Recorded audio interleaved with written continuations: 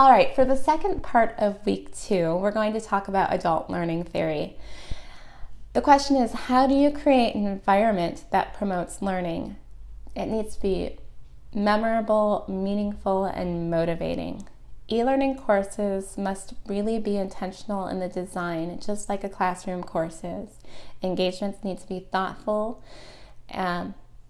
For example, we oftentimes think that pressing a button or answering a question is an interaction. Well, that's not an interaction. If you're not actually engaging the learner, it doesn't matter if you've made them press the next button to get to the next slide. That's not what makes productive e-learning course.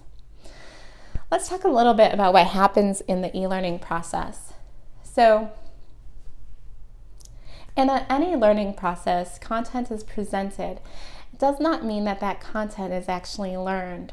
Learners need to understand first why they are learning. How is it going to improve their performance? What are the implications of learning? Adult learners need to know this especially. When we're children, we are put in a classroom, it's sort of understood that we're going to learn from day to day. Not that it's the most effective way to teach kids, but adults, it's even more important. You can't just throw them in a classroom and expect that they're going to learn. They really do need to understand the what's in it for them. Once we actually expose them to new facts, we need to understand what happens to that information. Now, any human being, when we're exposed to new information, we organize it and integrate it with what we already know.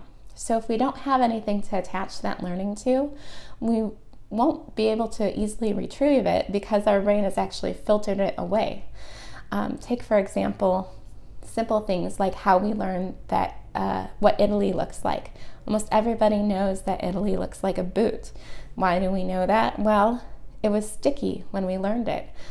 When we were in 7th grade geography, we knew what a boot looked like.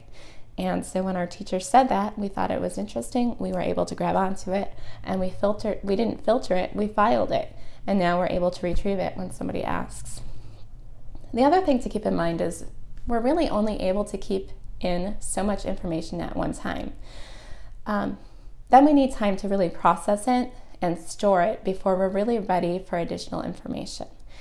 This is how we make learning sticky. We get a little bit of information, we stick it to what we already know, and then as we get more information, we have more context to actually make that learning even more sticky. So we're ready to learn even more information instead of filtering it out. But throughout the day, we get so much information. A lot of this has to do with computers, everything that runs past our face. We filter out about 98% of the data that we get into our brain on a daily basis. Our brain quickly decides whether or not a piece of information should be held onto or filtered out. It's one of those excellent processes that our brain actually has. It's amazing that we are able to discern really quickly whether something's important or not. So when we're teaching learners, we need to make sure that what we are giving them as information is important and is sticky. Otherwise, it's right out the other ear. Other factors of learning are actually emotional.